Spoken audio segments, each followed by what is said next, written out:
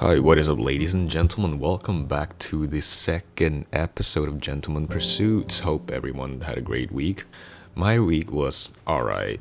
Tests and assignments are consuming me slowly. But, anyways, in today's episode, I would like to talk about watch collections.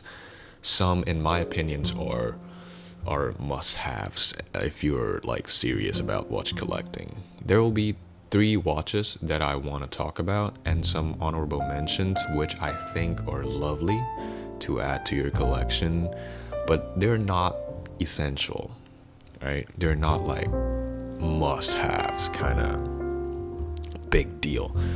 So without further ado, let's jump straight into it. So the first watch on the list I want to talk about is the Rolex Submariner.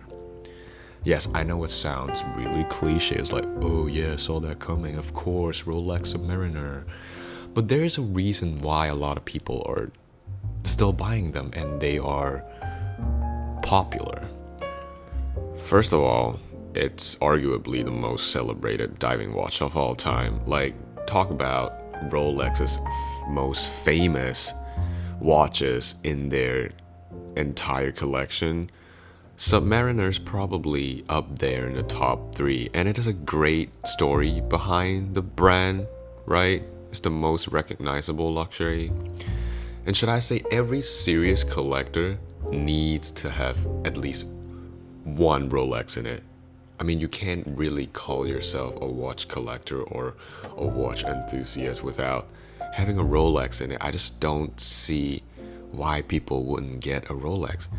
I mean, some choose to go with the Oyster Perpetual 114-300, which is more entry level kind of Rolex. But in my opinion, just save up and get a Submariner. I find them more attractive, more appealing. I like how they look. And yeah, sometimes liking is just the only reason you need to buy a watch, right? So moving on to the second must-have in collection, in my opinion, would be the Omega Speedmaster Moonwatch. Again, one of the usual suspect on the list. Also because of his rich history, where Neil Armstrong brought it up there on the moon with him back in 1969. But despite its heroic story, the watch itself is actually extremely affordable for such an incredible craftsmanship. On a hindsight, I really like it, so yeah, the Speedmaster Moonwatch would definitely make top 5 in watches to collect, in my opinion. Okay, the third watch I suggest people getting, it's like must have in their collection, would be the Panerai Luminor Base 8 Days PAM 560. Okay, so this watch, I feel like people are gonna say, I can think of a better Panerai to collect than this one. Maybe you think Luminor Dew or Submersible may be a better candidate here.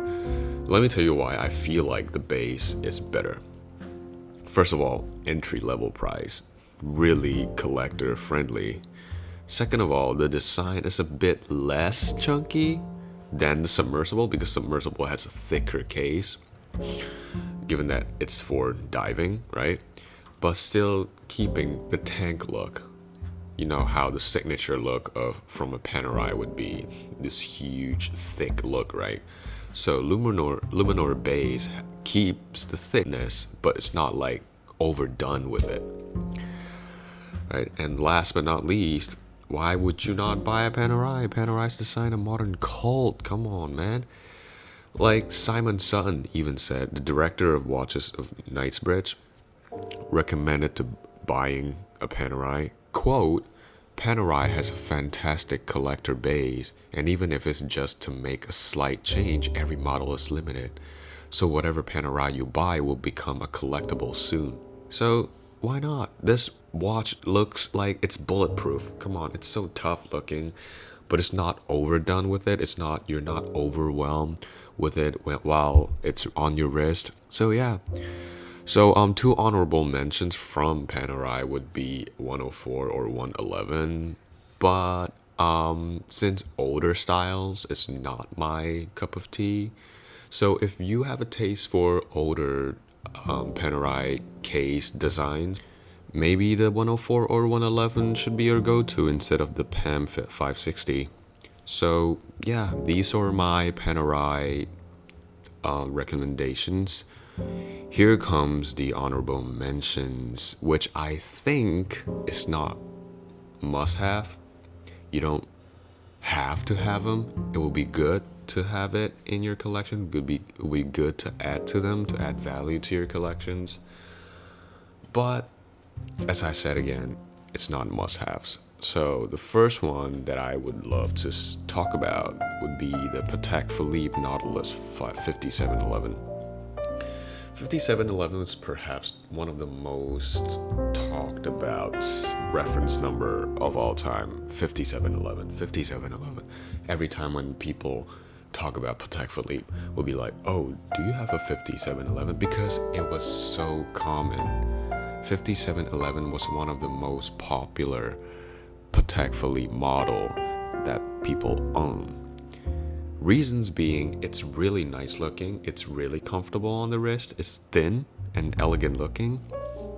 It's an all-rounder. It's a watch that can satisfy everyone's needs, right? However, despite all the hype behind it, I'm not really a big fan of the design that much, to be honest. I find the silver bezel and the blue dial kind of dull. There's a counterpart of sorts from AP, the Royal Oak reference number 5402 ST. They have similar design. I prefer the AP over the Nautilus. I don't know why, I just love the AP design where it has similar design, but on the AP it makes it slicker. It just look better. I don't know why. So I would, if it's like in between 5711 or 5402 ST, I would choose the AP Royal Oak. So for the last honorable mention, I would like to mention the Rolex GMT Master Everose Gold.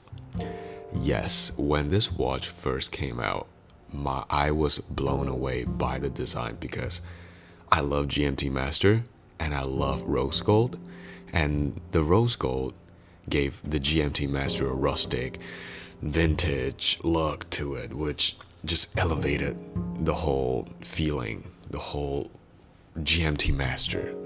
I don't know why, I just love it. It's like kind of biased. That's why I didn't include it into the must-have collections. But if I have the ability to add this watch to my collection, I would definitely buy it.